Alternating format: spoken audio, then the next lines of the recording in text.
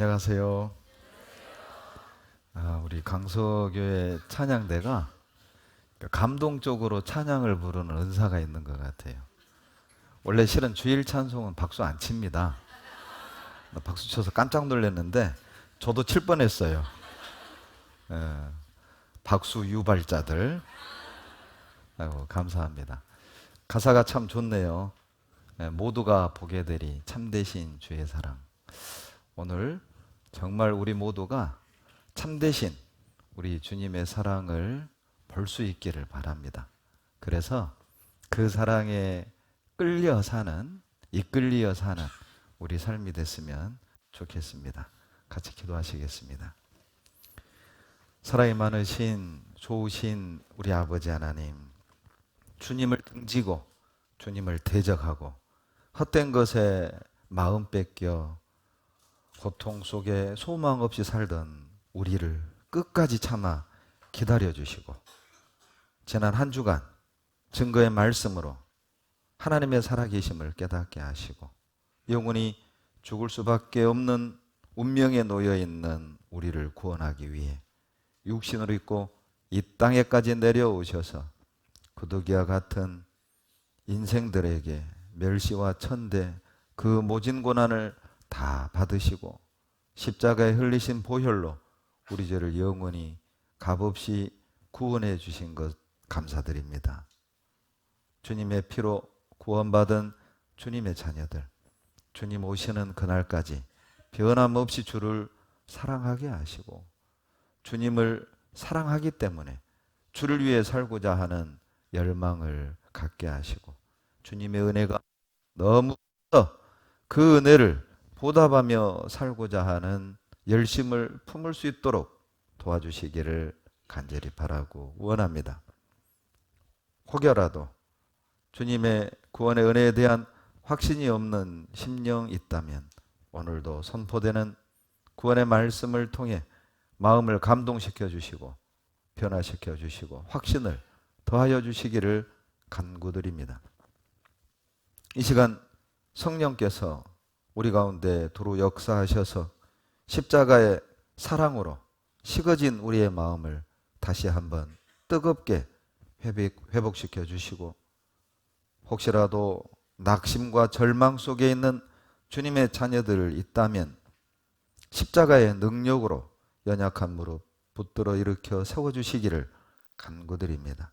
주님만으로 만족하고 주님만으로 기뻐하고 주님을 높이고 주님을 증거하는 삶을 살 수 있도록 도와주시옵소서. 우리가 비록 썩어질 세상에 살아가고 있지만 썩지 아니할 것을 품고 이 땅에 살아가고 있지만 하늘을 바라보며 살아갈 수 있도록 도와주시옵소서. 멀리 외국에서 복음을 위해 수고하시는 선교사님들과 그 가정에도 필요한 은혜로 채워주시고 주님의 영광이 온 세상에 가득 채워질 수 있도록 우리 모두를 들어 사용해 주시옵소서. 이 시간 하나님의 뜻만이 온전히 선포되게 하시고 주님의 영광이 이 가운데 충만히 거할 수 있도록 도와주시옵소서. 우리를 사랑하시는 예수님 이름으로 감사하며 기도드렸습니다. 아멘. 데살로니가전서 5장 10절을 찾겠습니다. 신약 성경 332페이지입니다. 데살로니가전서 5장 10절입니다. 다 같이 10절 같이 읽겠습니다. 예수께서 우리를 위하여 죽으사 우리로 하여금 깨든지 자든지 자기와 함께 살게 하려 하셨느니라.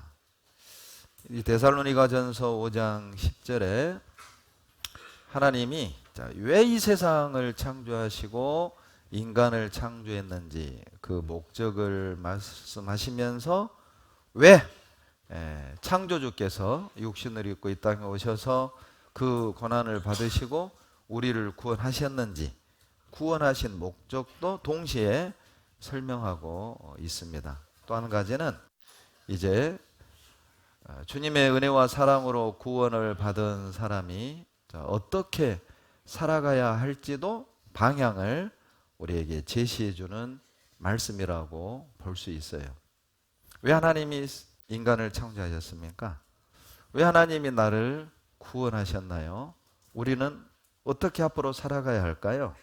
아주 간단하게 답을 한다면 바로 데살로니가전서 5장 10절입니다. 함께 살게 하기 위해서 하나님은 이 땅에서도 자녀들이 하나님과 함께 살다가 그리고 영원한 천국에서 영원히 함께 살기를 원하시는 거예요. 왜 하나님은 우리와 함께 하기를 원하실까요? 그것이 바로 사랑의 속성입니다. 여러분, 사랑하는 사람과는 함께 하고 싶어요? 멀어지고 싶어요? 그러죠. 함께 하고 싶어요. 그러죠. 서로 이렇게 처녀 총각들이 만나서 사랑을 나누다가 이제 그 사랑이 이제 뜨거워지고 또 서로의 어떤 그 신뢰를 얻게 되면 결혼을 하잖아요. 왜? 늘 함께 하고 싶은 거예요. 그게 바로 사랑의 속성입니다. 요한일서 4장 8절에 하나님은 사랑이시라고 그러셨거든요. 하나님은 사랑이 많은 분이 아니라 하나님은 사랑 자체라는 겁니다. 이것도 놀라운 표현인데 여러분, 우리가 원수를 사랑하려면 우리의 의지로는 사랑할 수가 없어요.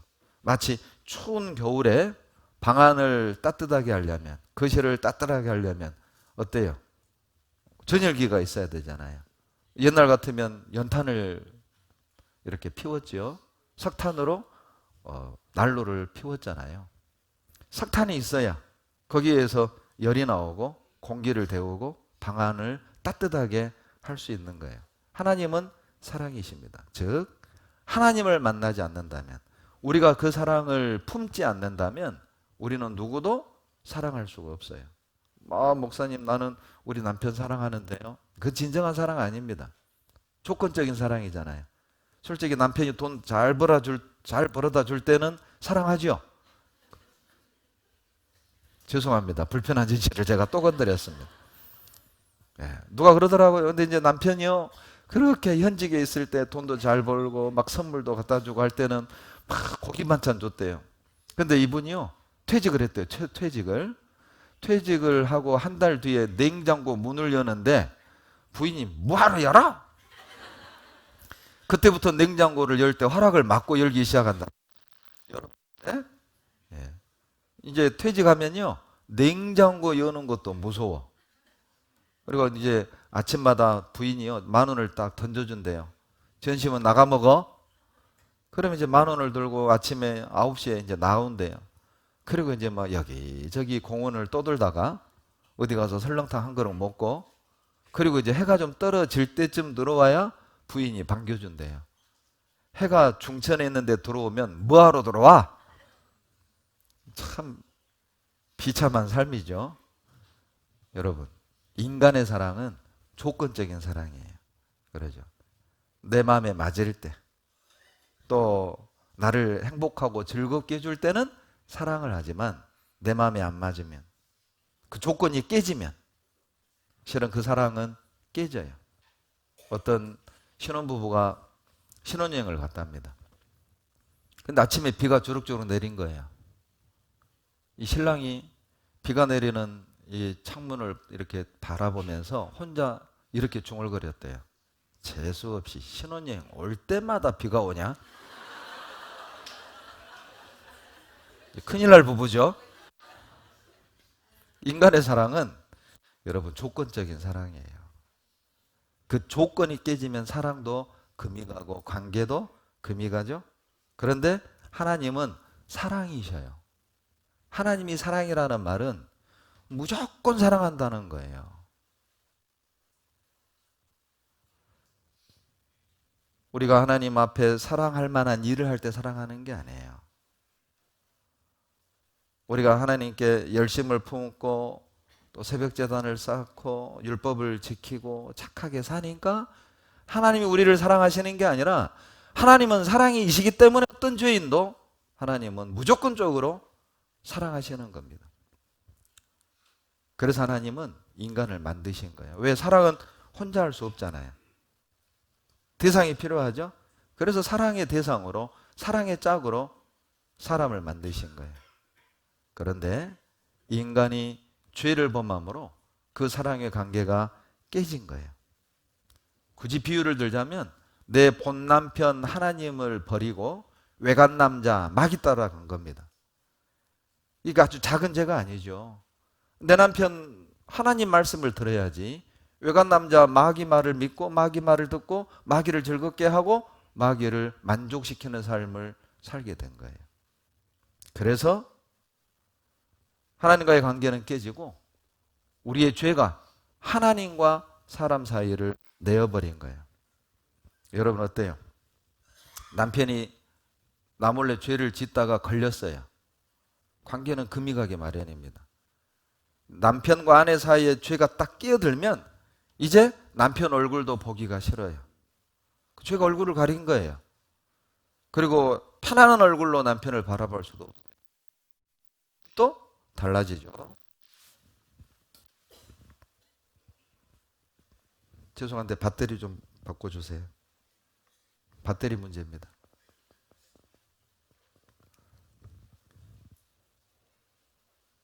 갈 때가 되니까 배터리도 안 갈아주고. 야, 정말 너무해요. 아직 나 안 갔습니다. 4시 비행기예요. 이러면 안 되는데.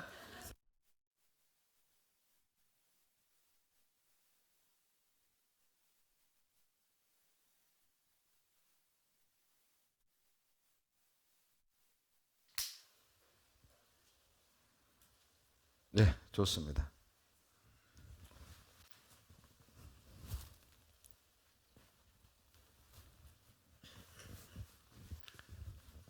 불순종의 죄로 사람은 늙고 병들고 그리고 죽음을 경험하게 된 거예요. 죄가 하나님과 사람 사이를 내었고 죄가 모든 인간을 죽음으로, 영원한 심판으로 몰아간 겁니다. 여러분, 죄를 무서워하셔야 돼요. 죄를 미워해야 됩니다. 죄로부터 멀어져야 해요. 왜냐하면 죄를 가지고는 영원한 하나님 나라에 들어갈 수가 없습니다. 근데 문제는 내 스스로 내 죄를 씻고 내 죄를 해결할 능력이 나에게 없다는 겁니다. 그 죄를 사할 수 있는, 죄를 해결할 수 있는 능력은 오직 하나님밖에 없어요. 그리고 그 하나님도 반드시 피로만 죄를 씻어야 합니다. 이건 법이에요. 법. 여러분, 평균 속도 60km 구간에서 시속 80으로 달리면 범칙금을 내게 돼 있습니다. 그건 법입니다. 그 법으로 정해졌기 때문에 누구든, 대통령도 그 법은 지켜야 해요. 하나님이 법으로 정하셨어요. 죄는 피로만 사할 수 있어요. 그래서 하나님이, 영이신 하나님이 처녀의 몸을 빌려서 육신을 입고 이 땅에 오셨어요. 그분이 바로 예수 그리스도입니다. 주님이 우리 죄를 대신해서 죄값을 지불하고 피 흘려 우리를 구원해 주셨어요. 왜요? 그 방법 외에는 우리 같은 죄인이 죄를 용서받고 영원한 천국에 들어갈 수 있는 길은 없습니다. 여러분, 마치 유치원 교사가 왕비가 되는 방법은 한 가지밖에 없어요. 여러분, 유치원 선생이 왕궁 앞에 가서 아침마다 울면서 기도한다고 왕비가 되겠습니까? 유치원 교사가 착하게 산다고 왕비가 되겠습니까? 유치원 교사가 저녁마다 울면서 기도한다고 왕비가 되겠어요? 유치원 선생이 왕비 되는 방법은 한 가지밖에 없어요. 왕의 프로포즈를 받아들이는 것입니다. 거리의 여인이 영부인이 되는 방법은 한 가지밖에 없어요. 열심히 뭔가를 한다고 되는 것도 아니고 착하게 살아서 울어서 되는 게 아니에요. 거리의 여인이 영부인이 되는 유일한 방법은 대통령의 사랑을, 대통령의 프로포즈를 받아들이는 겁니다. 우리 같은 죄인이 의인이 돼서 영원한 천국에 들어가 거룩한 하나님과 영원히 함께 살 수 있는 유일한 방법은 열심히 교회 다녀서 되는 게 아니에요. 울어서 되는 게 아니에요. 바쳐서 되는 게 아니에요. 착하게 살아서 되는 게 아니라 하나님의 프로포즈를 받아들이는 것입니다. 그거 말고는 죄인이 의인 되는 길은 없어요. 더러운 인간이 거룩한 하나님 나라에 들어가 거룩한 하나님과 영원히 함께 살 수 있는 길은 없습니다. 요한복음 14장에 내가 곧 길이요 진리요 생명이. 여러분, 천국에 들어가는 하나님과 영원히 함께 할 수 있는 길은 딱 한 가지밖에 없어요. 바로 십자가의 주님의 사랑을, 나를 향한 십자가의 주님의 프로포즈를 믿음으로 받아들이는 겁니다. 여러분, 사랑의 짝이 하나님만 아시는 그 사랑의 대상이 다 구원을 얻잖아요. 그러면 하나님이 이 세상을 없애버려요. 그리고 우리를 새하늘과 새 땅으로 데려가십니다. 요한계시록 21장 1절을 보시죠. 요한계시록 21장 1절입니다. 같이 읽겠습니다. 또 내가 새 하늘과 새 땅을 보니 처음 하늘과 처음 땅이 없어졌고 바다도 다시 있지 않더라. 사람들이 가지고 있는 오해 중에 하나가 뭐냐? 은근히 사람들은 천국을 허구라고 생각하는 경향이 있어요. 사람들이 만들어놨던 개념이라고 생각하는 분들이 계시죠. 상상 속의 장소, 이렇게 생각하는 분도 있거든요. 하나님은 분명히 말씀하셔요. 보세요. 요한계시록 21장 1절에 새하늘과 새 땅이 바로 천국입니다. 그리고 처음 하늘과 처음 땅이 바로 우리가 밟고 있는 이 땅, 우리가 보고 있는 이 하늘, 이게 바로 처음 하늘과 처음 땅이거든요. 그런데 놀랍게도 하나님은 처음 하늘과 처음 땅을 없애버려요. 왜냐하면 새 하늘과 새 땅이 실제이기 때문에 그래요. 그런데 많은 사람들은 이 땅, 이 하늘이 실제라고 생각을 하고 천국을 마치 어떤 관념의 세계, 인간이 만들어낸 개념, 허구라고 생각하는 경향들이 있어요. 그렇지가 않습니다. 여러분, 천국이 실제입니다. 이 세상은 언젠가 사라질 그림자와 같은 곳이에요. 자, 여러분 생각해 봐요. 하나님이 왜 처음 하늘과 처음 땅을 없애버릴까요? 왜 우리가 밟고 있는 이 땅과 이 하늘을 없애버릴까요? 이걸 아셔야 돼요. 여러분, 그것은 이 하늘과 이 땅, 처음 하늘과 처음 땅이 실제가 아니기 때문에 없애버리는 거예요. 어떤 사람들은 이 하늘과 땅을 리모델링 해가지고 이 땅에서 영원히 산다, 이렇게 가르치는 이단들도 있습니다. 그렇지가 않아요. 여러분, 요한계시록 21장 1절에서 말씀하시는 이 새 것의 개념이 뭐냐면 원어로 카이노스인데 이런 의미입니다. 자, 제가 옷을 입고 있는데 음식을 먹다가 김치 국물을 흘렸어요. 드라이 클리닝을 했습니다. 더러운 옷이 새 것이 됐죠. 그런 새 것의 개념이 아니라는 거예요. 여기서 말하는 카이노스는 본질이 다른 새 것이란 뜻입니다. 그러니까 처음 하늘과 처음 땅과 비교했을 때 본질적으로 다른, 근본이 다른 새 하늘과 새 땅을 하나님이 주시겠다는 거예요. 마치 이와 같죠? 보세요. 땅에다 이런 씨를 심었단 말이죠. 그런데 시간이 지나니까 전혀 다른 꽃이 나온 거예요. 본질이 다른 거잖아요. 보세요. 이 알은 조금만 건드려도 깨지죠. 그런데 이 알을 사랑으로 품으면 새가 나오는 거예요. 독수리가. 본질적으로 다르잖아요. 마치 보세요. 이렇게 새카만 씨를 심었는데 이렇게 빨간 꽃이 나왔어요. 이렇게 작은 씨를 심었는데 이렇게 분홍 꽃이 나왔어요. 여러분, 우리 몸은 이런 씨와 같다는 겁니다. 어떤 사람은요, 피부색이 검은 사람도 있잖아요. 그러죠? 또 어떤 사람은 몸매가 홀쭉한 사람도 있지만 어떤 사람은 통통한 사람도 있어요. 키가 큰 사람도 있지만 작은 사람도 있어요. 그러나 그 이 몸은 씨와 같은 거다. 중요하지 않아요. 우리의 진짜 본 모습은 이 안에 들어있다니까요. 진짜가 따로 있어요. 요한계시록 21장 16절에 보면 하나님이 천국을 설명해 놨어요. 자, 왜 천국을 설명해 놨느냐? 여러분, 이 하늘과 이 땅 중요하지 않다는 뜻입니다. 여러분, 이 세상을 왜 하나님이 없애버리느냐? 중요하지 않아요. 가치가 없어요. 이 세상은 잠시 머무는 여관과 같아요. 그러니까 없애버리는 거예요. 그리고 왜 하나님이 이 땅과 이 하늘을 없애버리느냐? 애착 갖지 말라는 겁니다. 이 땅에다 미련 두지 말라는 거예요. 이 땅의 것을 사랑하지 말라는 거예요. 왜? 없어질 거니까. 뭐 서울에 살면서 막 넓은 집 없다고 막 우울해하지 말라는 거예요. 왜? 없애버릴 거니까. 여러분, 한강변에 멋진 빌라들 많죠? 그러죠? 부러워하지 마세요. 그거 없애버릴 거예요. 하나님 없애버릴 거예요. 쌤통이죠? 그러니까 미련 두지 말라고 없애는 거예요, 하나님이. 왜 새하늘과 새 땅, 처음 하늘과 처음 땅을 없애버렸다는 말씀을 하시겠어요? 이 땅에서 부동산 없다고, 내 집 없다고 기죽고 우울해하지 마라. 당당하게 살라는 거예요. 이 세상 것에 마음 뺏기지 말고 하늘의 소망을 두고 열심을 품고 살라는 뜻이에요. 그래서 우리가 살게 될 천국을 설명을 해놨어요. 제가 이제 천국을 좀 설명을 해드릴 텐데 제가 설명을 해도 감은 잘 안 올 겁니다. 왜냐하면 가본 적이 없으니까.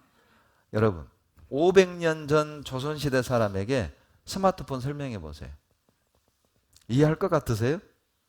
조선시대 왕에게 스마트폰 설명해 보세요. 마마, 화손에 있는 백성과 한양에 계신 왕께서 얼굴 보고 얘기할 수 있습니다. 왕이 뭐라 그럴까요? 여봐라, 이놈이 왕을 능멸하는구나. 감옥에 쳐넣어라. 한술 더 떠는 거예요. 마마, 앉아서 중국을 1시간에 갈 수 있습니다. 여봐라, 이놈 목을 쳐라. 그러지 않겠어요? 비행기 1시간에 가잖아요, 앉아서. 지금 우리가 누리고 있는 것을 500년 전 조선시대 사람에게 말하면 절대 이해할 수 없어요. 그러나 우리는 누리고 있잖아요. 새하늘과 새 땅이 그와 같아요. 자, 요한계시록 21장 16절 같이 읽습니다. 그 성은 네모가 반듯하여 장광이 같은지라 그 갈대로 그 성을 청량하니 1만 2천 스타디온이요 장과 광과 고가. 하나님이 하늘에서 천성을 보여주신 거예요. 요한에게 보여주셨어요. 제 보니까 장광고가 같아요. 넓이, 높이, 뭐 길이, 폭이 같아요. 1만 2천 스타디온이에요. 여러분, 이것을 메타법으로 환산하면 여러분 1스타디온이에요. 185m예요. 그러면 1만 2천 스타디온은 몇 킬로겠어요? 2220km입니다. 자, 그러니까 성이 얼마나 크냐?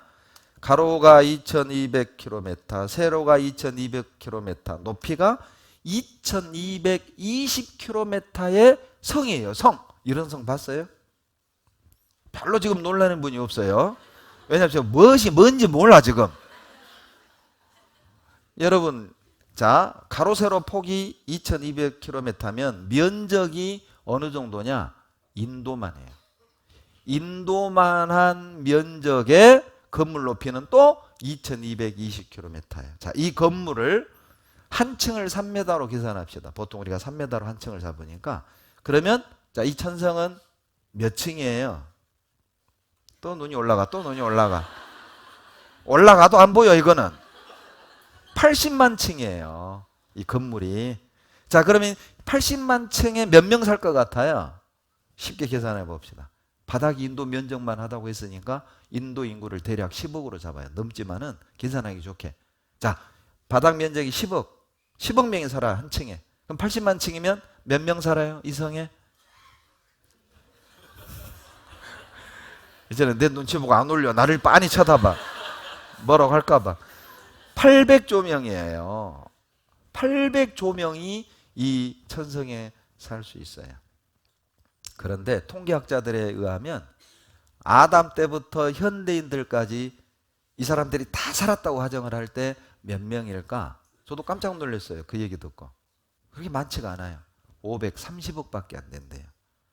아담 때부터 지금까지.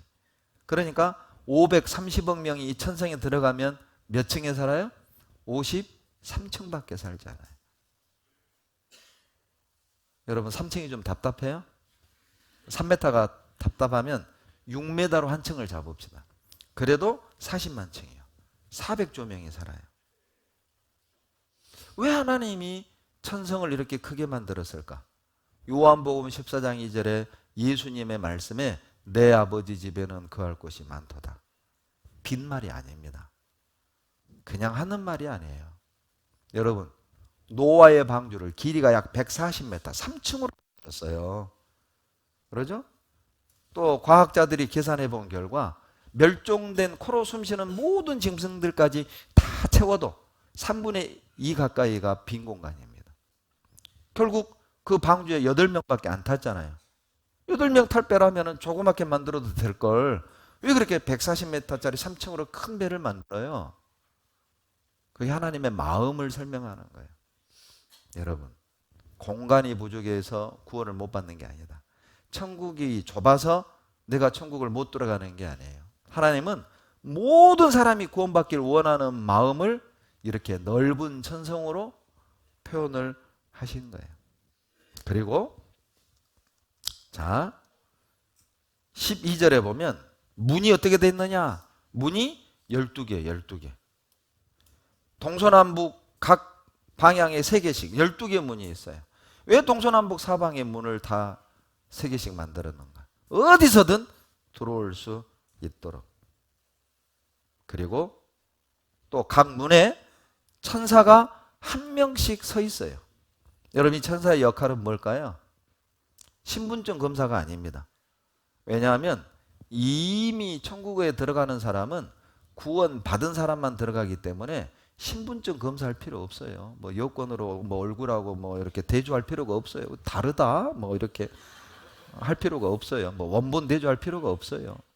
왜냐? 이미 구원받은 사람이 가니까. 그러면 천사가 서 있냐? 여러분, 이 땅에 살면서 복음 위에 희생하고 고난받은 주님의 자녀들을 영접하기 위해 서 있는 거예요. 주인님, 서울 강서교에서 신앙생활 할 때 얼마나 고생하셨습니까? 그 건축하느라고 얼마나 있으셨습니까? 봉사할 때 막 그렇게 막 상처받고 힘들었지만은 참느라고 얼마나 고생하셨습니까? 아버지께서 기다리고 계십니다. 영접하는 천사예요. 그리고 여러분 21절에 보면 그 문의 문짝 하나가 진주 하나입니다.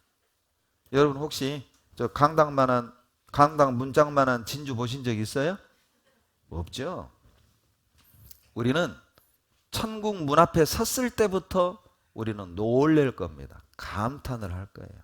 우와 하지 않겠어요? 그러죠? 여러분 또 진주는요 어떻게 진주가 만들어집니까? 어때요? 조개가 이물질을 감싸고 그러죠? 그 고통 속에서 만들어지는 것이 실은 진주잖아요. 실은 주님의 자녀들의 고난을 상징하기도 해요. 문짝만한 진주가 만들어지려면 얼마나 긴 세월을 얼마나 고통을 받았겠어요.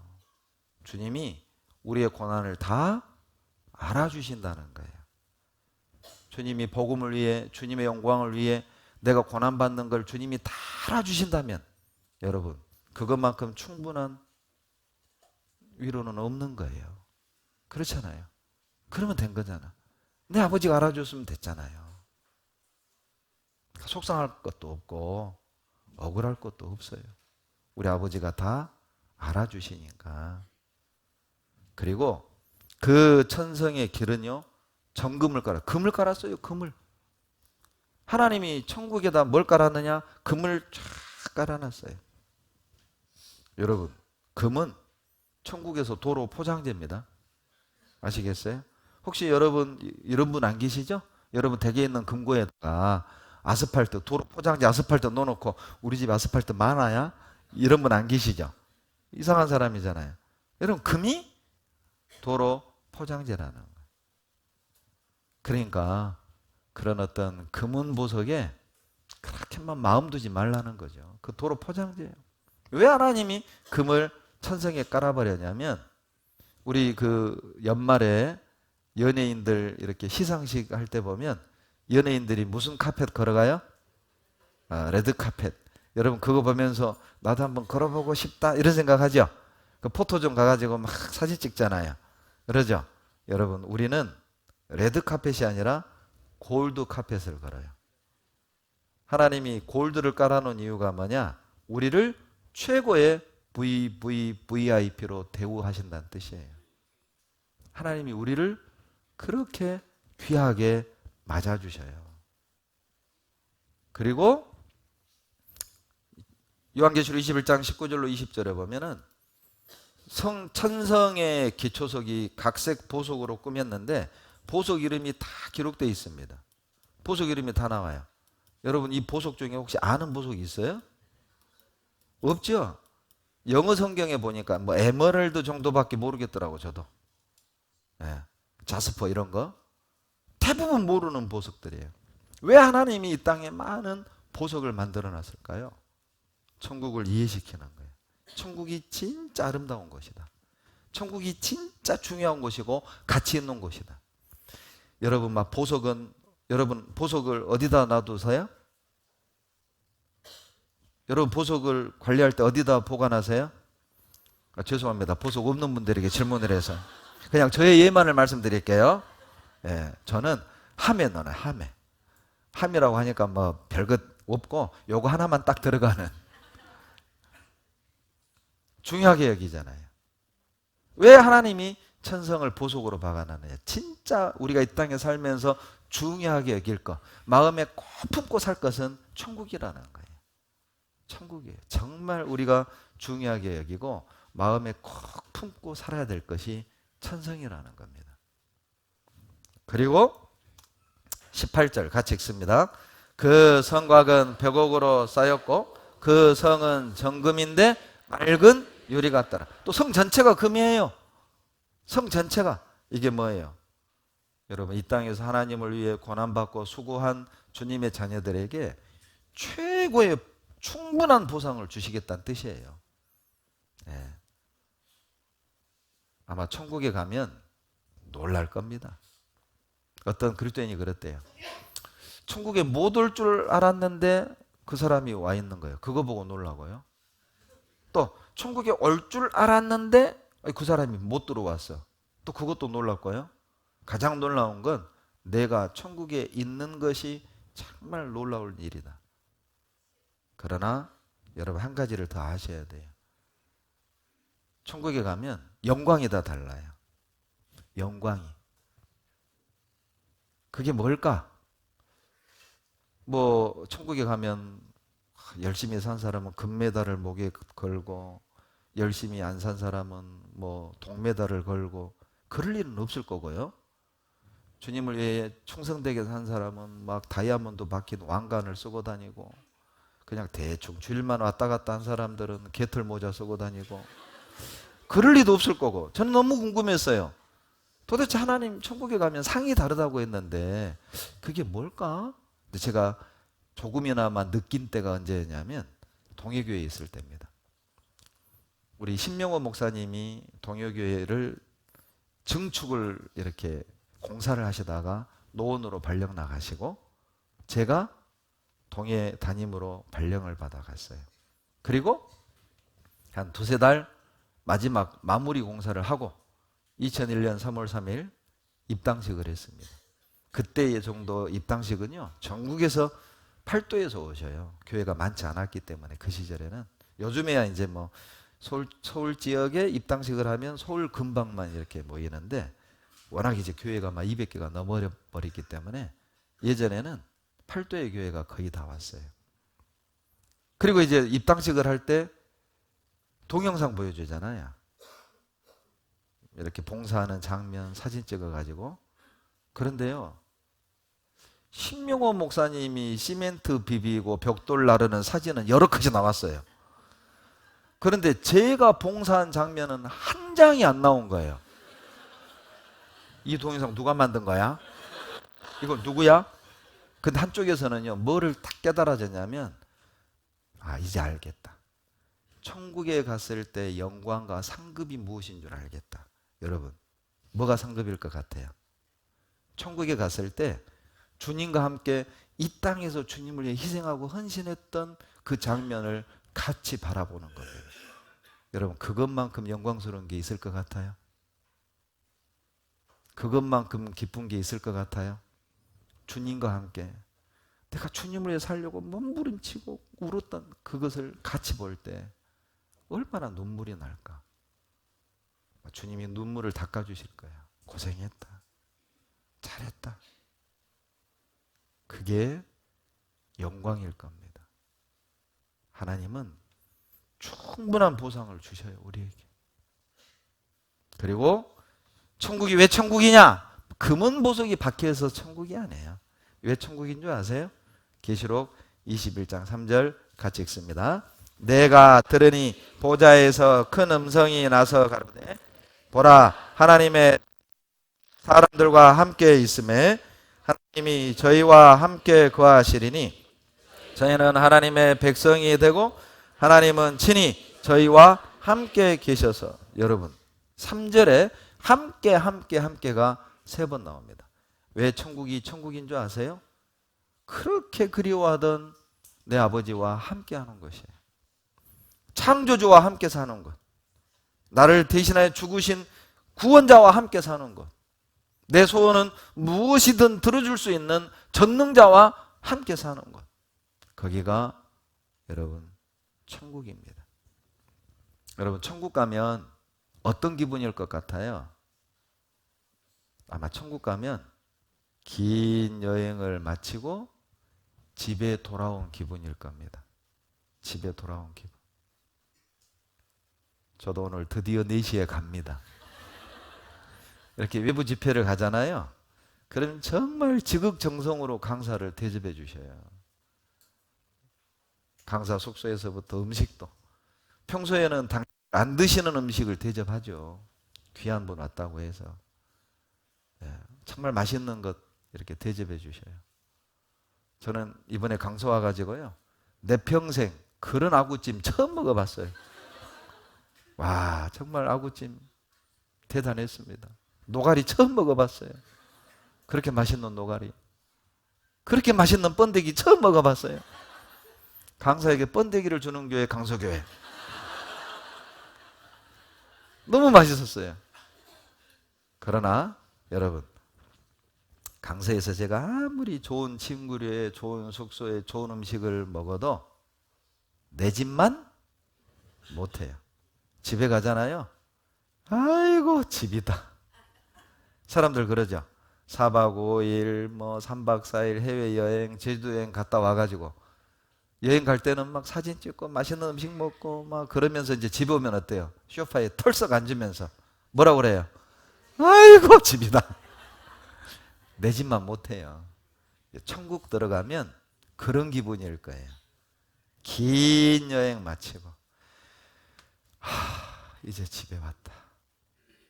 그날이 올 겁니다. 조금만 기다리세요. 우리 여행하는 거예요, 여행. 예? 여러분, 여행할 때는 음식이 좀 부실해도 괜찮아. 그러죠? 숙소가 좀 협소해도 괜찮아요. 어차피 지나갈 거니까. 그러죠? 11평이면 어때? 20평이면 어때? 그냥 지나갈 건데. 고가의 가구가 없으면 어때요? 그냥 지나갈 건데. 이 세상이 그런 곳이에요. 우리는 그런 마음으로 살아야 해요. 우리 지나가는 거예요, 그냥. 천국 가면 집이다. 그때부터 우리의 실제적 삶이 시작이 되는 거예요. 그리스도인의 실제 생활은 천국 가서 시작이 되는 겁니다. 그래서 하나님이 요한계시록에다가 천국을 자세히 기록한 거예요. 여러분, 성경은 창조로 시작해서 천국으로 끝나는 거예요. 하나님이 만드신 이 모든 창조물은 다 천국을 위한 겁니다. 나를 창조하신 것도 천국에서 함께 살려고, 이 세상에 아름다운 것들을 만든 것도 아름다운 천국을 설명하기 위함이에요. 그러나 아무리 아름다운 이 세상도, 아무리 귀한 보석도 하나님이 다 없애버려요. 왜? 천국만큼 아름답지도 않고 천국만큼 귀하지도 않고 천국만큼 중요하지도 않으니까. 이 땅의 것을 가치 있게 생각하지 마세요. 이 땅의 것에 마음 뺏지 마세요. 이 땅의 것으로 울고 웃지 말라고. 우리에겐 진짜 중요하고 가치 있는 것이 여러분 따로 있어요. 천국에 가서 거룩하신 하나님과 영원히 함께 하시려면 우리가 이 땅에서 정결한 신부로 예비되어야 마땅한 겁니다. 새하늘과 새 땅에 들어가려면 간단합니다. 여러분 새 사람 되셔야 돼요. 새 사람이 되는 방법은 한 가지밖에 없어요. 그리스도 안으로 들어오세요. 고린도후서 5장 17절 찾겠습니다. 이것은 화면을 봐도 안 나옵니다. 중요하니까 직접 성경을 다 찾으세요. 고린도후서 5장 17절. 신약 291페이지 다 같이 읽겠습니다. 그런즉 누구든지 그리스도 안에 있으면 새로운 피조물이라. 이전 것은 지나갔으니 보라 새 것이 되었다. 여기 새 것이 되는 방법이 나와 있죠. 그리스도 안에 거하는 것입니다. 여러분 어떻게 그리스도 안에 거할 수 있을까요? 간단합니다. 그분의 사랑을 받아들일 때 그분 안에 거하게 되는 거예요. 여러분 제 아내는 저의 사랑을 받아줬어요. 저의 사랑을 받아줘서 96년에 결혼을 하고 그때부터 내 아내는 내 안에 들어와 있어요. 제 아내가 저의 사랑을 받아들였기 때문에 집사람은 지금 내 안에 들어와 있어요. 집사람이 내 안에 들어온 그 순간부터 나는 집사람만을 사랑하고 집사람만을 생각하고 내 아내를 보호하고 내 아내를 기쁘게 해주고 내 아내를 책임지고 있어요. 내 아내가 내 안에 들어오는 방법, 말이 이상하네요. 내 아내가 내 안에 들어오는 방법, 그것은 나의 사랑을 받아들이는 거예요. 우리가 그리스도 안에 들어가는 방법, 우리가 그리스도 안에 거하는 방법은 그리스도의 사랑을 받아들이는 겁니다. 그때 우리가 그리스도 안에 거하게 되고 우리는 비로소 새 사람이 되는 거예요. 새 사람이 되는 아주 좋은 예가 누가복음 23장에 나옵니다. 찾겠습니다. 누가복음 23장 29절. 누가복음 23장 29절. 자, 화면 보고 다 같이 39절로 43절까지 같이 읽겠습니다. 달린 행악자 중 하나는 비방하여 가로되 내가 그리스도가 아니냐 너와 우리를 구원하라 하되 하나는 그 사람을 꾸짖어 가로되 내가 동일한 정죄를 받고서도 하나님을 두려워하지 않느냐 우리는 우리의 행한 일에 상당한 보응을 받는 것이니 이에 당연하거니와 것이 없느니라 하고 가로되 예수여 당신의 나라에 임하실 때에 나를 생각하소서 하니 예수께서 이르시되 내가 진실로 내게 이르노니 오늘 내가 나와 함께 낙원에 있으리라. 자, 예수님이 십자가에 못 박혀 돌아가실 때 행악자, 강도 두 사람도 함께 십자가에 못 박혔어요. 강도 둘도. 그런데 처음엔 이 강도 두 명이 모두 예수님을 조롱했습니다. 너 하나님 아들이라며 왜 바보처럼 죽냐? 너도 살리고 우리도 살려봐. 믿어줄게. 비웃었던 겁니다. 그런데 주님은 한마디 원망도 변명도 없어요. 그 모습을 본 이 강도 중에 한 명이 마음을 바꿉니다. 마음을 바꿔요. 자, 이 하나가 뭐라고 하느냐면 한 사람은 끝까지 예수님을 비방하는데 한 강도는 그 사람을 꾸짖는 거예요. 너가 동일한 정죄를 받고서도 하나님을 두려워 아니하느냐? 우리의 행한 일은 우리는 우리 행한 일에 상당한 보응을 받는 것이 당연하거니와 이 사람이 행한 것이 옳지 않은 것이 없느니라. 죄가 없다는 겁니다. 그리고 하나님의 아들 예수여 당신의 나라에 임하실 때 나를 생각하소서. 그때 주님의 대답은 오늘 내가 나와 함께 낙원에 있으리라. 여러분, 자, 이 강도 어디 갔습니까? 어디 갔어요? 낙원에 갔어요. 누가 그래요? 낙원에 갔다고? 예수님이 말씀하셨어요. 여러분, 강도가 구원받고 천국에 들어갔으니까 강형제라고 부릅시다. 강도가 구원받았으니까 일단 강형제라고 부릅시다. 여러분, 이 강형제가 구원받는 이 모습은 우리에게 희망을 주는 거예요. 생각해봐요. 극악무도한 살인마 강도가 구원을 받았다면 여기 앉아있는 우리가 구원 못 받을 리 없잖아요. 우리에게 희망을 주는 말씀이고, 또 하나, 어떻게 더러운 강도가 새 사람이 돼서 하늘과 새 땅에 들어갈 수 있는지를 우리에게 교훈하는 겁니다. 자, 이 강도가 새 사람이 되는 방법을 봅시다. 첫째, 이 강도는 하나님의 살아계심을 믿게 된 거예요. 그래서 40절에 보면 하나님을 두려워 아니하느냐? 이 강도는 그 전까지만 해도 야, 하나님 어디 있어? 하나님 믿으려면 내 주먹 믿어라. 평생 강도로 살았다니까요. 그러더니 강도가요, 예수님을 통해서 깨달은 겁니다. 아, 하나님 살아계시구나. 그러니까 두려운 거예요. 여러분, 하나님이 살아계신 게 딱 믿어지고 성경이 사실인 게 믿어지면 두려워요. 그리고 또 하나, 이 강도는 자기 죄를 깨달았습니다. 우리는 우리 행한 일에 상당한 보응을 받는 것이니 이에 당연히가 뭐예요? 우리는 우리의 죄 때문에 이렇게 사형 언도를 받고 집행을 당한다. 그럼 예수님이 무슨 죄 있냐? 자기 죄를 깨달았어요. 그리고 세 번째, 나를 생각하소서 간절히 구했습니다. 주님 앞에 회개하고 돌이킨 겁니다. 예수님, 나 같은 더러운 강도도 구원받을 수 있나요? 나를 생각해 주소서. 그리고 결정적인 네 번째, 예수님의 말씀을 믿음으로 받았어요. 오늘 내가 나와 함께 낙원에 있으리라. 못이 뽑힌 것도 아니고 고통이 사라진 것도 아니고 죽음이 사라진 것도 아니에요. 고통 그대로 느끼고 결국 강도도 그날 죽었습니다. 딱 한 가지, 예수님의 약속을 믿은 거예요. 오늘 내가 나와 함께 낙원에 있으리라. 이미 이 강도는 알고 있었습니다. 예수님이 구원자라는 소문, 예수님에 대한 소문은 이 이스라엘 전역에 가득 차 있었어요. 저 사람이 하나님이라고 한다, 하나님의 아들이라고 한다, 메시아라고 한다, 구원자라고 한다. 이 강도는 십자가에 매달린 주님을 보기 전까지는 허무맹랑한 정신병자 얘기 취급을 했어요. 그런데 정작 본인이 십자가에서 주님을 뵙잖아요. 그리고 그 모든 것들이 믿어진 겁니다. 아, 이분이 내 죄 때문에 죽는 게 분명하다.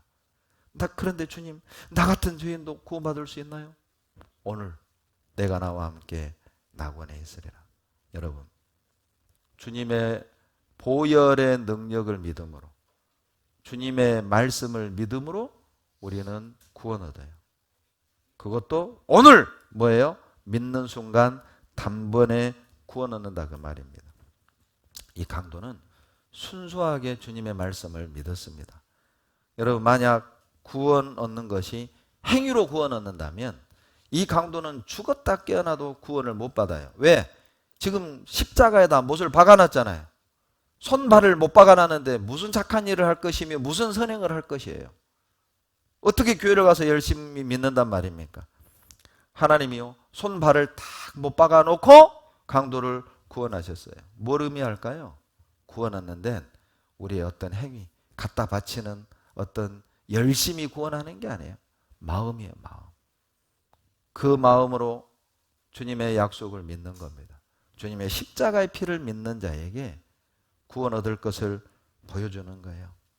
뿐만 아니라 여러분, 구원은 단번에 받는 것임을 강도를 통해 가르쳐 주십니다. 강도는 그날 죽었습니다. 만약 구원을 내가 열심히 다니면 이만큼 구원해주고, 회개하면 또 이만큼 구원해주고, 봉사하면 이만큼 구원해주고, 구원을 점진적으로 점점 받아가는 거라면 이 강도는 죽었다 깨어나도 구원을 못 받아요. 왜? 이날 죽잖아요. 여러분, 구원은 오늘 단번에 받는 거예요. 조금씩 받는 게 아닙니다. 왜냐? 구원은 죄사함이잖아요. 그 죄사함은 주님의 피로 사함받기 때문에, 주님이 십자가에 단번에 죽으셨잖아요. 단번에 피 흘리셨잖아요. 그래서 우리의 죄사함은 단번에 용서받고 구원 얻는 거예요. 믿는 그날. 그것을 강도를 통해 보여주십니다. 여러분, 찬송가 211장이 바로 누가복음 23장 강도의 사건을 모티브로 만든 찬송이에요. 자, 2절만 같이 한번 불러볼까요?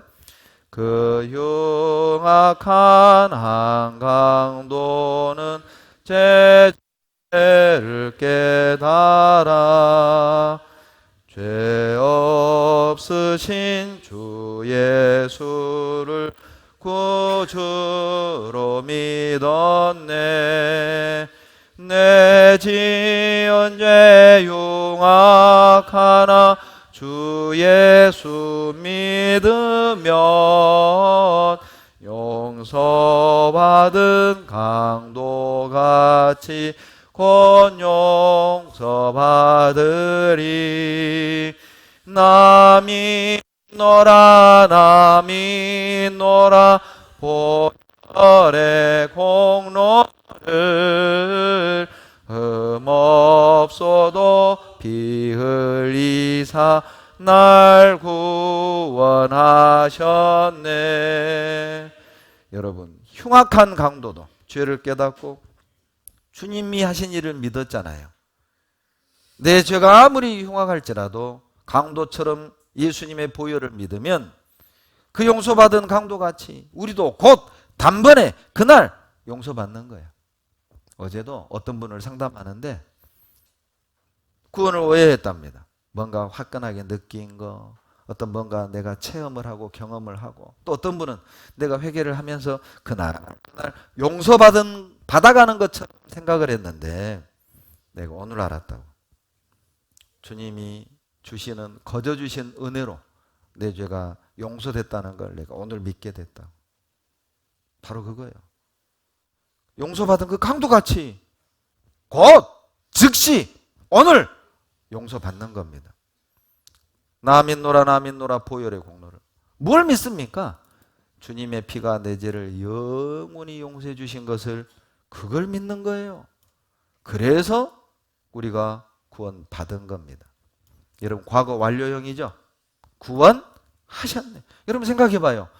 예수님은 예수님대로 돌아가시고 나는 나대로 죄 때문에 걱정하고 지옥 간다면 도대체 예수님이 죽은 이유가 뭐예요, 그러면? 생각해 보세요. 우리는 보혈의 공로를 믿고 구원을 받는 거예요. 이 애도 알아, 애도. 미국에 사는 이 한 6살 정도 되는 꼬마가 한국에 사는 할머니에게 영상 편지를 썼어요. 한번 들어보세요. 얘도 알아, 얘도. 그러니까 어떤 거지가 있었어. 근데 그 거지가 밥을 못 먹어가지고 죽을 뻔했어. 근데 그때 왕이 그 길을 거리고 있는 거야. 그러니까 왕이 이랬어. 너는 이제 내 아들이다. 너는 이제 궁전에 와서 나랑 같이 살 거다. 라고 말했어. 근데 있는 거 있지. 그리고 소년이 따라가다가 이제 왕이 말했어. 네가 나를 따라갈 거면 네가 있는 것을 다 버려야 돼. 다 버려. 왜냐면 그래서 소년은 자기 물건들을 바라봤어. 먼저 깡통. 그 깡통이 없었다면 밥을 못 먹어. 굶어 죽을 뻔했어. 그 다음에 이제 담요를 봤어. 그렇게 바람이 부를 때 담요가 지켜줬지. 근데 그 담요랑 깡통을 버리라는 거야. 너무 심각하지 않아? 그리고 마지막 수저. 수저는 제일 아끼는 거였어. 수저가 없었으면 밥도 못 먹었을 거야. 수저를 가장 좋아했어. 근데 그거를 다 버려. 그러니까 왜 버려야 돼?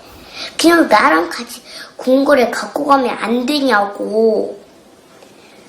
근데 왕의 생각 아니면 말은 바뀌지 않아. 안 돼. 다 버려야 돼. 아니면 너 아직도 거지로 살 거야? 아니면 나랑 같이 와서 궁궐에서 살 거야? 이거 다 버리라니까. 하나님, 이거 하나님 진짜 막 하나님보다 뭐를 더 좋아하면 안 된다고. 하나님이랑 같이 헤이븐로 갈 거면 아무것도 들고 갈 수 없어. 깡통 그런 거를 갖고 가면 지금 하나님이 보시기에는 우리는 지금 거지야. 우리는 full sin, 여기에 sin이 너무 많아. 우리는 지금 거지야. 근데 하나님이 우리를 그렇게 사랑해서 지저스를 보내서 죽었지. 그러니까 3일에 일어났어. 그러니까 이거를 다 버리고 하나님을 믿으러 헤븐로 가는 거야. 자, 이제 할머니 잘 들었지? 거짓 스토리. 이제 끝이야. 거짓 스토리 이게 끝이에요. 참 여러분 얘도 알아. 얘도. 예? 천국으로 가려면 여러분 버려야 됩니다. 뭘 버려야 되냐면 죄송한데요. 거지 같은 생각 버려야 돼요. 거지 같은 생각이 뭔지 아세요? 거지들은 밥을 얻어먹기 위해서 뭐 해요? 뭐? 얼씨구씨구 들어간다. 쇼를 해야 밥을 먹어요. 그러죠? 천국을 그렇게 갈 생각하지 마라. 내가 뭘 해서 회개해서 율법 지켜서 착하게 살아서 그 거지 같은 생각이 나는 거예요. 그 담요 버리세요. 깡통 버리라고. 착각 자기 생각 버리라고. 그 깡통 같은 생각 버리라고. 숟가락 그 버리라고. 세상에 대한 욕심 버리라고요. 그래야만 함께 할 수 있어요. 주님이 주시는 은혜를 우리는 받는 겁니다. 이 강도처럼.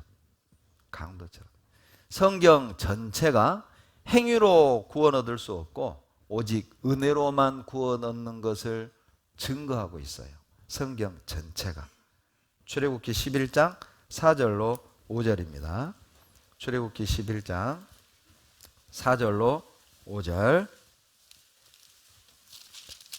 같이 읽겠습니다. 모세가 바로에게 이르되 여호와께서 이같이 말씀하시기를 밤중에 내가 애굽 가운데로 들어가리니 애굽 가운데 처음 난 것은 위에 앉은 바로의 장자로부터 맷돌 뒤에 있는 여종의 장자까지와 모든 생축에 처음 난 것이 죽을지니. 자 보세요. 성경에서 애굽은 세상을 상징하고 바로는 마귀를 상징하거든요. 그러면 애굽의 장자는 뭘 의미하느냐? 애굽의 장자는 이 세상에 마음 두고 사는 사람이야. 자, 천국을 믿지 않는 사람, 죽으면 끝이라고 생각하는 사람, 이 세상이 전부라고 생각하는 사람, 그 사람이 애굽의 장자입니다. 그 애굽의 장자는 심판받고 영원한 저주를 받을 걸 보여주시는 거예요. 그러면 반대로 이스라엘의 장자는 어떤 사람일까요? 이스라엘의 장자는 애굽에서 400년 노예 생활을 했기 때문에 애굽 하면 지긋지긋해요. 노예 생활했잖아요. 이스라엘의 장자는 이 세상에 소망 두지 않고 하늘에 소망 두는 사람, 그 사람들을 구원하실 걸 보여주시는 거예요. 어떤 사람이 양피를 바르고 구원을 얻느냐? 하늘에 소망을 두는 사람. 가나안에 소망을 두고 살던 이스라엘이 문에다 양피 발라 애굽에서 탈출했잖아요. 그것은 천국에 하늘에 소망을 두고 사는 사람들, 진리를 갈망하는 사람들이 주님의 피를 마음의 믿음으로 세상에서 건진받고 구원 얻을 것을 보여주는 거예요. 출애굽기 12장 13절입니다. 5절부터 7절. 출애굽기 12장 5절 7절 같이 읽습니다. 너희 어린 양은 흠 없고 1년 된 수컷으로 하되 양이나 염소 중에서 취하고 이달 14일까지 간직하였다가 해질 때에 이스라엘 회중이 그 양을 잡고 그 피로 양을 먹을 집 문 좌우 설주와 임방에 바르고 피를 발랐어요. 양 피를 문 좌우 설주와 임방에 발랐던 겁니다. 그 결과가 뭐냐? 13절 같이 읽습니다. 내가 애굽 땅을 칠 때에 그 피가 너희의 거하는 집에 있어서 너희를 위하여 표적이 될지라. 내가 피를 볼 때에 너희를 넘어가리니 재앙이 너희에게 내려 멸하지 아니하리라. 이렇게 말입니다. 6월절 날 양 피를 바르면 하나님이 그 피를 볼 때 재앙이 넘어간다는 거예요. 여러분, 자, 심판자가 왔어요. 양피가 있네요. 넘어갔습니다. 양피가 있네요. 넘어갔다 그 말이에요. 그래서 너물유, 너물월, 6월절, 패스오버 이렇게 말하는 거예요. 넘어가는 거예요. 재앙이 넘어가는 거예요. 심판이 넘어가는 거예요. 그래서 사는 겁니다. 자, 이 집안에 있는 사람이 교회는 얼마나 다녔냐, 회개는 얼마나 했냐, 헌금 얼마나 했냐, 얼마나 착하게 살았냐, 그걸 보는 게 아니에요. 피가 있냐 없냐를 보는 거예요. 살고 죽는 것은 피에 달렸지 이 사람의 행위와 열심에 달려있는 게 아니라는 겁니다. 그래서 아예 딱 여기다 써놨어요. 피를 볼 때에 주님이 보시는 건 피가 있느냐 없느냐를 보는 거예요. 이 사람의 태도가 아니라고. 선행이 행위가 아니라고. 그럼 우리도 피 바르려란 말이냐? 여러분, 모든 성경은 예수님을 증거합니다. 고린도전서 5장 7절 같이 읽습니다. 너희는 누룩 없는 자인데 새 덩어리가 되기 위하여 묵은 누룩을 내어버리라. 우리의 유월절 양 곧 그리스도께서 희생이 되셨느니라. 여러분, 예수님을 유월절 양이라고 그랬죠. 고린도전서 5장 7절을 이해하려면 유월절을 먼저 아셔야만 고린도전서 5장 7절을 이해할 수가 있어요. 유월절 날 이스라엘 백성들이 양을 먹을 문 집 좌우 설주와 임방에 피를 바르면 하나님이 뭘 볼 때 넘어간다고요? 피를 보고 재앙과 저주가 넘어갔던 것처럼, 자, 오늘날 우리 시대에는 예수님의 피가 내 죄를 영원히 사해 주셨다는 사실을 믿을 때 심판과 저주가 넘어갔다는 거예요. 재앙이 넘어갔다, 심판이 넘어갔다, 죽음이 넘어갔다 그 말이에요. 그래서 예수님을 고린도전서 5장 7절에서 유월절 양 이렇게 말씀하신 거예요. 마치 구약시대에 유월절 날 양피 보고 재앙과 저주가 넘어갔던 것처럼 예수님의 피가 우리 죄를 영원히 사해 주셨다는 사실을 믿을 때, 믿음으로 받아들일 때 재앙이 넘어간다, 저주가 넘어간다, 심판이 넘어간다 그 말이에요. 그래서 예수님이 유월절 양으로 희생하셨어요. 희생. 여러분, 우리가 쓰는 용어 단어 중에 희생양 이런 표현이 있죠. 희생양이라는 이 단어는 성경에서 나온 단어예요. 원래 내가 죽어야 되는데 양이 대신 죽어서 내가 산 거잖아요. 그 희생이라고 하거든요. 주님이 대신 죽으심으로 내가 영원한 생명을 얻게 될 것을 말씀하시는 거예요. 이것이 새 사람입니다. 그전에는 내 마음 안에 예수님 없었잖아요. 이런 마음으로는 천국을 못 가요. 그런데 예수님의 십자가의 보혈의 은혜를 내가 믿음으로 받을 때 이게 새 마음이 된 거예요. 새 사람이 된 겁니다. 주님의 희생을 믿음으로. 여러분, 자, 희생을 한문으로 이렇게 씁니다. 한문으로 이렇게 써요. 이게 희생할 때 희자인데 뜻이 있습니다. 원래 한문 자체가 뜻글자잖아요. 소우변의 양양자에 빼어날 수의 창과자예요. 소나 양 중에 흠이 없는 것을 죽여 제물로 드렸거든요. 희자를 약자로도 이렇게 씁니다. 소우변의 양양자에 나아자입니다. 내가 죽어야 되는데 소나 양을 희생해서 내가 살았다 그 말이에요. 이게 오를 의자입니다. 어떻게 나 같은 죄인이 의인이 됩니까? 양피를 내가 뒤집어 쓰므로 내가 의인이 되는 거예요. 내가 회개해서 의인 되는 거 아닙니다. 열심히 다녀서 의인 되는 게 아니에요. 오직 예수님 피로 우리가 의롭게 될 것을 말씀하시는 거예요. 다 같이 디도서 3장 5절 같이 읽겠습니다.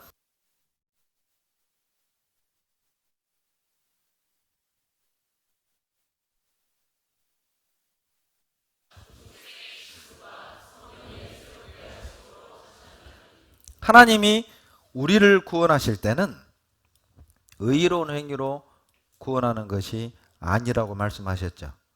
그러니까 회개하고 착하게 살고 열심히 다니고 그 행위를 보고 구원하시는 것이 아니다. 오직 성령께서 내 죄가 영원히 씻겨졌음을 믿게 해주심으로 그렇게 우리는 새로운 사람이 되는 거예요. 새로운 영혼이 되는 거예요. 그렇게 우리는 구원을 받는 겁니다. 오직 은혜를 믿음으로. 민수기 21장을 찾겠습니다.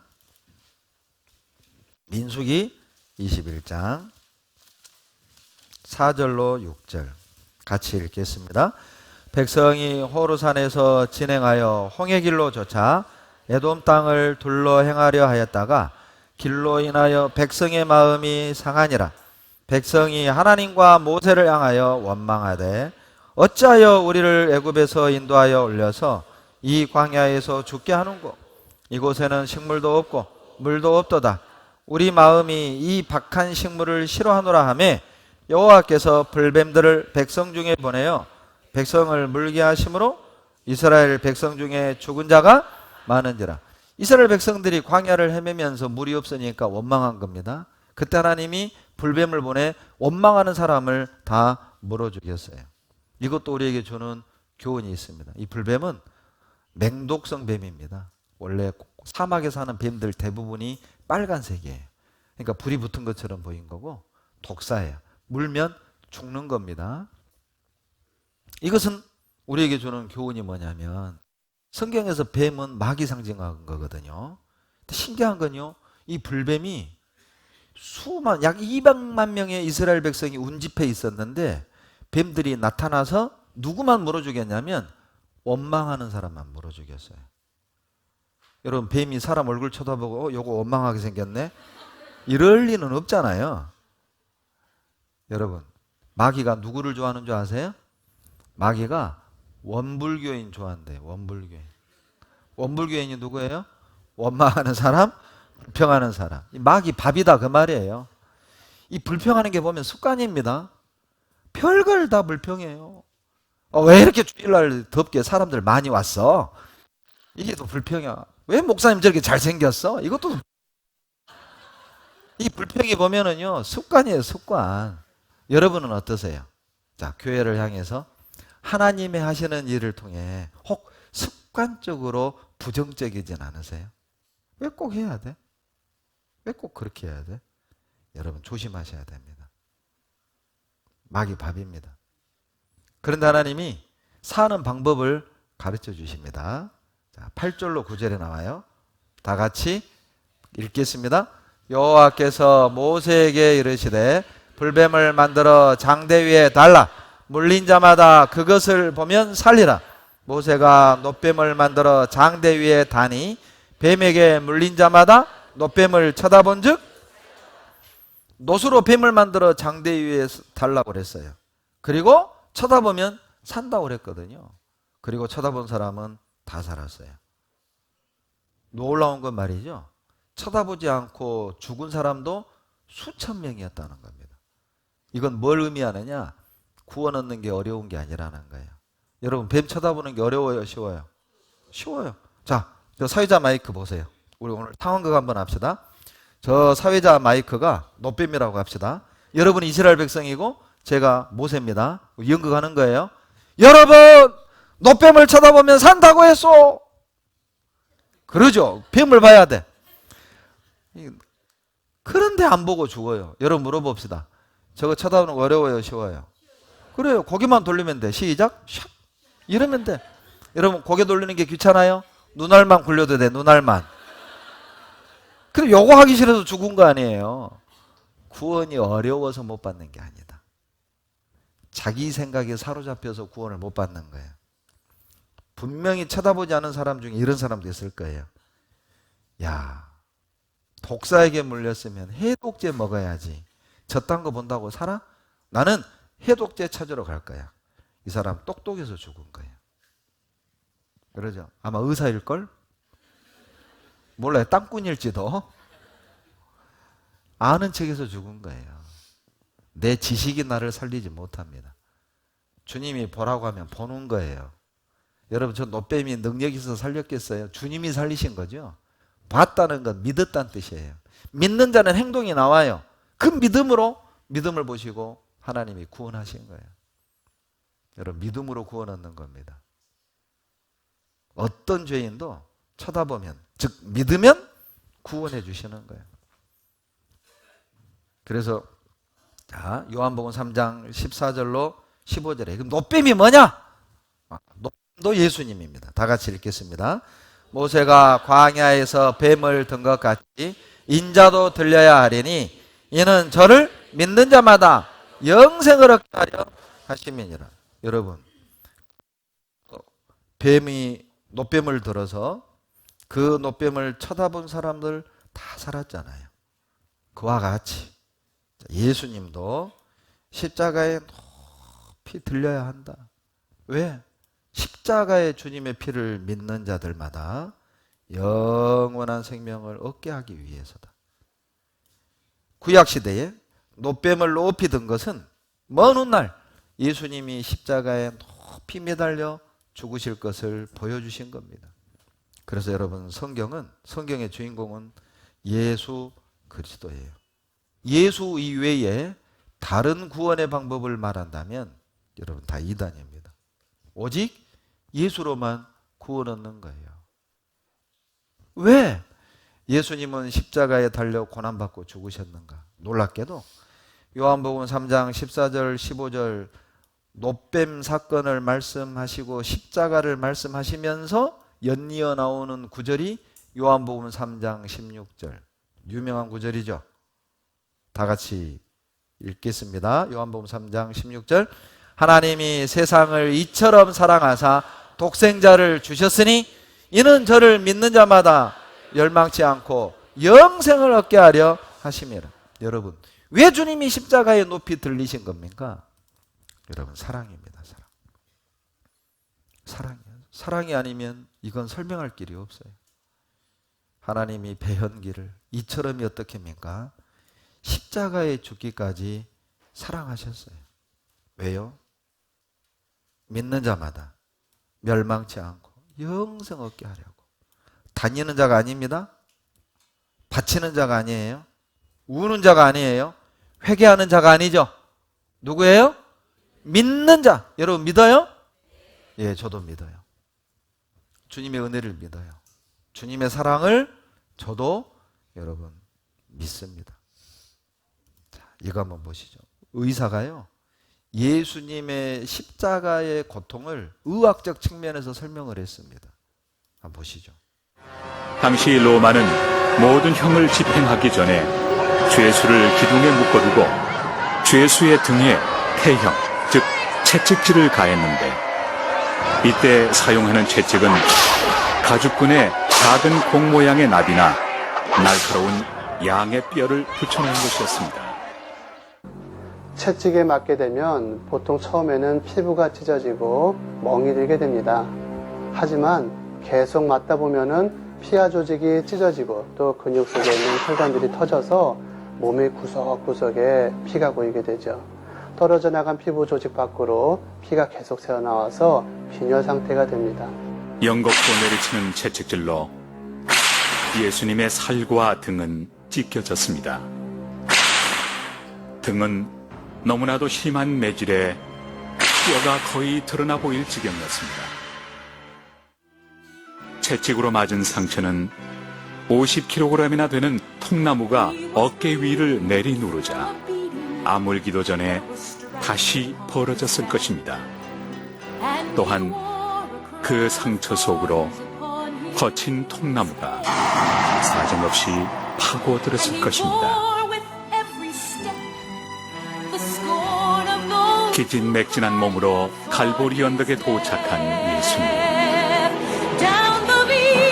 십자가에 못 박히기 전 로마 군인들은 상처에서 흘러나온 진물로 몸에 착 달라붙은 예수님의 옷을 사정없이 벗겼습니다. 이 상태에서 옷을 벗기면 마치 화상을 입은 정도의 통증을 느낀다고 합니다. 이윽고 로마 군인들은 예수님을 나무에 양팔을 단단히 묶고 양 손목에 길이 14cm나 되는 쇠못을 박았습니다. 그런 다음 왼발과 오른발을 포개어 발목에 또 못을 박았습니다.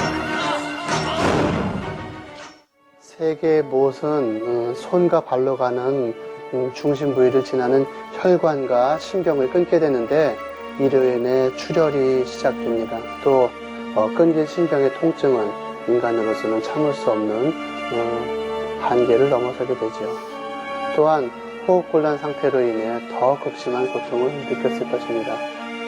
예수님은 숨을 제대로 쉬기 위해서 발을 밀어 올리고 팔꿈치를 구부리면서 어깨도 함께 들어 몸을 위로 끌어올려야 하셨을 것입니다. 그러나 이런 동작은 못 박힌 발에 몸무게 전체를 싣게 되므로 심한 고통을 주게 됩니다.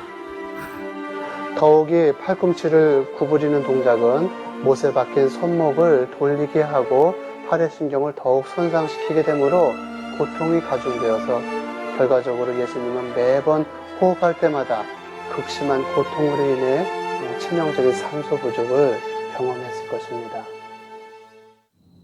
예수님의 옆구리에서 피와 물이 흘러나왔다는 것은 예수님의 심장이 파열돼서 돌아가셨다는 것을 의미합니다. 심장에는 심낭이라는 것이 있는데 파열된 심장에서는 심낭으로 피가 흘러나오게 되고 시간이 지나게 되면 여기에 있는 이 피와 마찬가지로 적혈구가 아래로 내려오게 되고 위에 맑은 물이 고이게 됩니다. 로마 병사의 그 날카로운 창이 예수님의 옆구리를 찔렀을 때 거기서 물과 피가 흘러나왔다는 것은 예수님께서 극심한 고통 속에 심장이 파열되어서 돌아가셨다는 것을 의미합니다.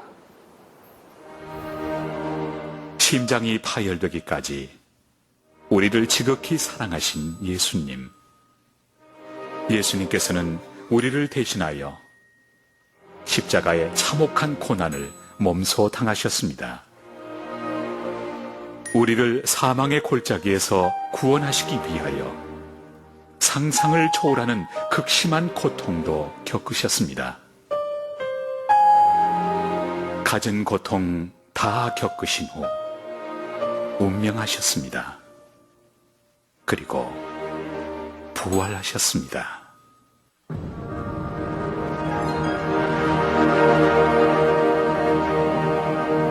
여러분, 심장이 터지도록 나를 사랑해 준 사람이 있습니까? 창조주께서 나 같은 버러지 구더기 같은 사람을 대신해서 심장이 터지도록 사랑하시고 십자가에서 죽으셨어요. 여러분, 사랑은 죽음보다 강합니다. 이거 한번 보세요. 97년에 동부이촌동에서 실제 있었던 사건입니다. 불이 났습니다. 두 아들과 어머니가 베란다로 나왔어요. 6층입니다. 화분만 올려놓는 조그만 베란다예요. 이제 소방차는 못 들어오고 차들 때문에 옆에 공사장에 이 갈고리를 들이댄 겁니다. 어머니가 아들들 보고 야 너희들 먼저 가라. 그런데 이 아들들이 어머니부터 가세요. 이 어머니가 베란다에 매달리기 시작했어요. 너희들도 가라고. 그런데 이 자식들이 어머니를 끌어당기려는 거예요. 어머님이 6층에서 손을 놔버렸어요. 떨어졌습니다. 어머니 비명을 지르고 갈고리를 타고 어머니가 떨어진 쪽으로 뛰어갔어요. 웬걸요? 어머니가 바지를 훌훌 털고 일어난 거예요. 떨어졌는데 1층에 마트가 있는데 마트 채양 위로 톡 튕겨 떨어진 거예요. 살았어요. 여러분 물어봅시다. 자, 그날 저녁 자, 거실 청소 엄마가 했을까요? 아들들이 했을까요? 그게 신앙생활이에요. 아세요? 여러분 주님 사랑을 다 깨닫잖아요. 그 사랑이 죄로부터 멀어지게 만듭니다. 그 사랑 때문에 주님을 기쁘게 해주고 싶은 마음이 생기는 거예요. 제가 결혼을 하고 4년 만에 하나님이 첫 아이를 주셨어요. 저는 구원받기 전에도 제 좌우명이 효자 사친이었습니다. 부모를 섬긴다. 그리고 이제 형님이 3분 계시지만 제가 결혼을 하고 이제 형님들께 양해를 구하고 제가 막내지만 어머니를 모셨어요. 서울교회에 있을 때도 동해에 있을 때도 모시고 다녔어요. 그리고 이제 4년 만에 하나님이 첫 아이를 주셨어요. 얼마나 예쁘던지요. 제가 소파에 앉아가지고 그 아이를 막 쪽쪽쪽쪽쪽 빨았어요. 그랬더니 저희 어머니가 저를 물끄러미 쳐다보시더라. 제가 어머니에게 물었어요. 어머니도 저를 이렇게 사랑하셨어요? 어머님이 정색을 하고 째려보고 하는 말이 말이라고 하냐? 어머니가 막내 아들 사랑하는 거 잘 알고 있었습니다. 쉽게 설명하면 내가 머리로 알던 어머니 사랑 내가 아버지가 딱 대보니까 알겠어요. 사랑이 뭔지를 알겠어요. 어머님이 나를 어떻게 사랑했는지를 내가 알겠어요. 그게 내가 마음으로 딱 느껴지니까 한 가지가 올라왔어요. 잘못이 되겠다. 생활입니다. 여러분 그것이 신앙생활이에요. 주님 사랑을 딱 깨닫잖아요. 내가 정말 주님 기쁘게 해드려야 되겠다. 그래서 주일날 수요일날 말씀을 듣고 내 성격은 내성적이지만 또 각종 모임을 하고 왜? 주님이 그걸 기뻐하시니까요.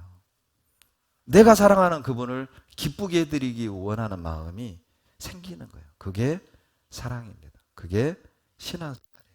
자, 여러분 이제 구원받은 사람은 혹 신앙생활 하다가 죄를 지을 수 있죠. 그러나 그 죄 때문에 멸망은 없습니다. 고린도 요한복음 5장 24절 같이 읽습니다. 내가 진실로 진실로 너희에게 이르노니 내 말을 듣고 또 나 보내신 이를 믿는 자는 영생을 얻었고 심판에 이르지 아니하나니 사망에서 생명으로 이제 심판이 없습니다. 영생을 얻었고 사망에서 생명으로 이미 옮겨놨어요. 다 같이 읽습니다. 내가 저희에게 영생을 주노니 영원히 멸망치 아니할 터이요 또 저희를 내 손에서 빼앗을 자가 없느니라.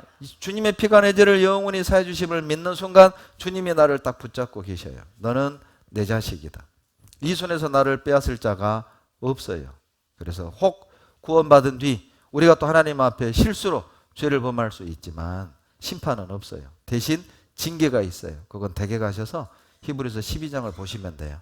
마치 자식이 못된 짓 하면 회초리 들잖아요. 회초리는 징계입니다. 회초리를 드는 이유는 죽이기 위함이 아니라 어때요? 인성, 사람답게 바르게 고쳐주기 위함이에요. 하나님이 징계를 주신 이유는 주님의 자녀답게 살게 하기 위함입니다. 이제 마지막 한 가지만 여러분에게 부탁하겠습니다. 죄를 이기는 방법은 자기 위치를 지키는 거예요. 민수기 11장 1절 같이 읽겠습니다. 백성이 여호와의 들으시기에 악한 말로 원망하매 여호와께서 들으시고 진노하사 여호와의 불로 그들 중에 붙어서 진 끝을 사르게 하시며 200만의 이스라엘 백성들이 광야를 헤맸으니까 그 행렬은 아마 분명 이렇게 길게 늘어졌을 거라고요. 광야를 헤맬 때.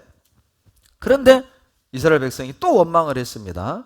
그래서 하나님이 불을 내려서 진 끝을 하나님이 불살라서 원망하는 사람을 다 죽였어요. 이것도 우리에게 주는 교훈이 있습니다. 분명 원망하는 사람들은 이 뒤끝 쪽에 몰려 있었던 거예요. 여러분 신앙생활 이렇게 하시면 안 됩니다. 신앙생활은 어떻게 해야 되냐면 신앙생활은 교제 깊이 중심으로 들어오는 거예요.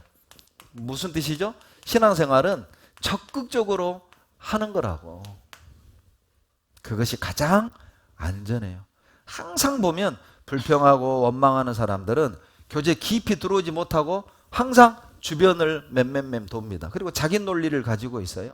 이러쿵 저러쿵 이러쿵 저러쿵 하면서 깊이 들어오지는 못해요. 그 사이에 그 사람의 신앙은 죽어가고 자기와 연결되어 있는 많은 자기 가족과 불쌍한 영혼들은 죽어가는 거예요.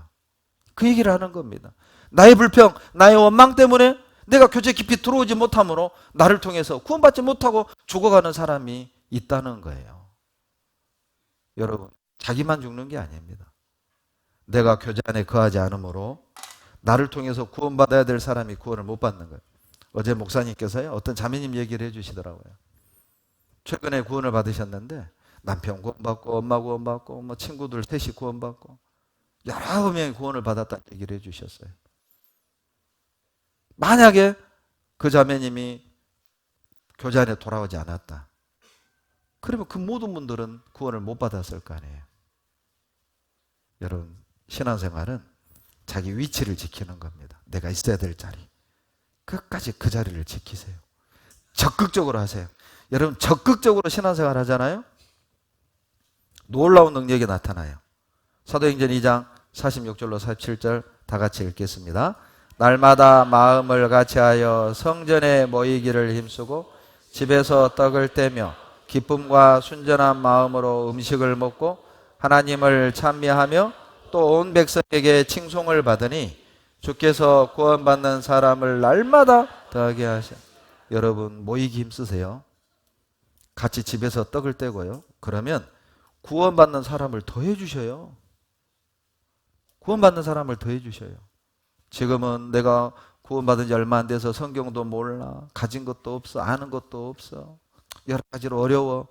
그렇지만 그런 우리들이 딱 뭉쳐서 하나가 되잖아요. 놀라운 능력이 나타납니다. 보여드릴게요. 얼마나 놀라운 능력이 나타나는가 한번 직접 보세요.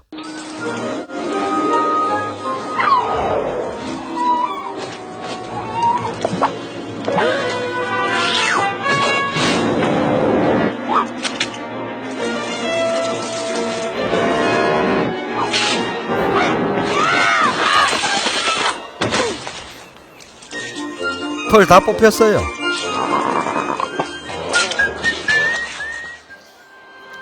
하나가 되면 이런 능력이 나타납니다.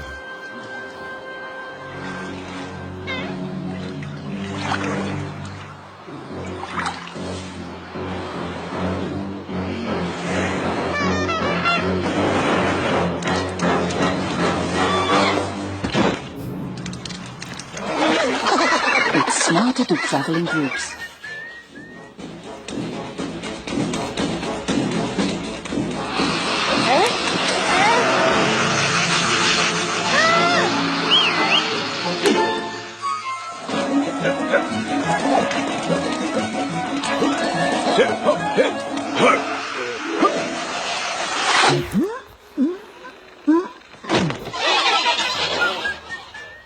여러분, 이게 하나 되면 힘입니다.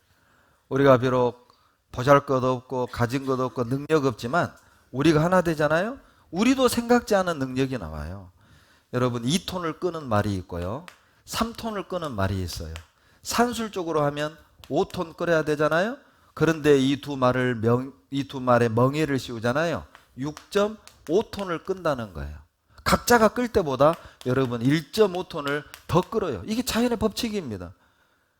우리가 능력 없고 가진 것도 없고 연약한 우리지만 우리가 교회 안에 하나가 딱 되면 우리도 생각지 않은 능력이 나온다니까요. 주님 일은 자기 계산으로 하는 게 아니에요. 주님 일은 그래서 믿음으로 하는 거라. 믿음으로 하셔야 돼요. 계산기 때리지 말아요. 우리는 수가 어떻고 뭐 어떻고 이렇게 주님 일하는 게 아닙니다. 복음을 위해 필요하면 하는 거예요. 주님을 위해 필요하면 그걸 하는 거라고. 그리고 나머지 능력은 주님이 주셔요. 하나 되십시오. 자, 죄를 이기는 방법, 사랑을 알아가는 겁니다. 능히 모든 성도와 함께 지식에 넘치는 그리스도의 사랑을 알아가세요. 넓이 길이 높이 깊이가 어떠함을 깨달아 하나님의 모든 충만하신 것으로 너희에게 충만하게 하시기를 구하노라. 여러분 보세요. 자, 컵입니다. 빈 컵입니다. 자, 이 핑크번에 눈에 보이지 않지만 뭐가 가득 들었어요? 공기입니다. 공기 싹 빼내는 방법. 그러죠. 물을 채우면 돼요. 컵은 내 마음입니다. 공기는요. 내가 구원받기 전에 가지고 있는 육신, 습관, 죄들. 여러분 이걸 어떻게 이길까요? 간단합니다. 내가 담배 끊어야지, 술 끊어야지 노력해서 끊는 게 아니라 여러분 물은 사랑이에요. 예수 그리스도의 사랑의 넓이 길이 높이 깊이를 딱 채우잖아요. 사랑을 채운 만큼 여러분 육신은 변화됩니다. 죄를 이기게 돼 있어요. 죄는 노력으로 끊는 게 아니라 사랑의 능력으로 이기는 거예요. 그래서 우리가 전도 집회를 또 듣고 주일 말씀, 수요 말씀, 구역 모임, 조모임, 봉사회, 청년의 업무회를 왜 하느냐? 각종 말씀과 교제를 통해서 주님의 사랑의 넓이 길이 높이 깊이를 알아가요. 그 사랑이 뜨겁게 내 마음에 딱 자리 잡으면 그 사람 죄 이겨요. 죄 이겨요. 변화돼요. 그렇게 살아가시기 바랍니다. 같이 기도하시겠습니다. 사랑에 많으신 좋으신 우리 아버지 하나님, 감사와 찬양과 영광을 우리 아버지 하나님께 돌립니다. 영원한 죄에서 값없이 구원해 주시는 애 감사드립니다. 이번에 구원받은 귀한 주님의 자녀들, 주님의 사랑의 넓이 깊이 높이 깊이를 더 깨달아 알아서 죄를 이기고 하나님께 영광 돌리는 삶을 살게 도와주시고, 우리 주변에 이뤄진 불쌍한 영혼들에게 이 은혜의 복음을 전하고 같은 천국 소망 아래 살아갈 수 있도록 도와주시고, 그날이 오기까지 묵묵히 참고 기다리는 믿음을 갖도록 도와주시옵소서. 한 주간 복음 위에 수고해 주신 우리 서울 강서교회 모든 형제자매님들에게 은혜 위에 은혜로 더하여 주시옵소서. 우리를 사랑하시는 예수님 이름으로 감사하며 기도드렸습니다. 아멘. 남은 시간은 주님